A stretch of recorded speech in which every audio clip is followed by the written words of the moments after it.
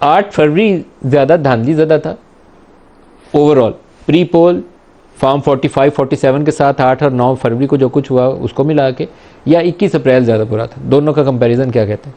इसमें कल तो इंतहा हो गई है। कितने ऐसे पोलिंग स्टेशन आपकी नोटिस में है जहां फॉर्म 45 पर पहले दस्तखत करवाए गए?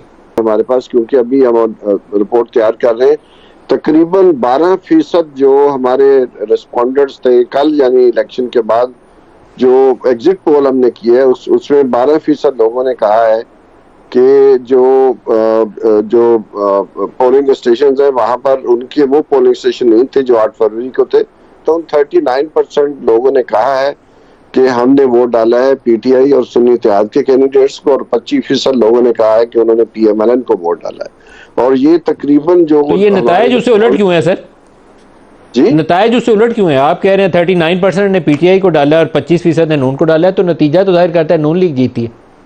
नतीजा तो मलिक साहब आपको पता ही है कैसे चेंज होते हैं नतीजे पाकिस्तान में। बहुत आज नहीं है, बहुत अरसे से ये प्रैक्टिस जारी है।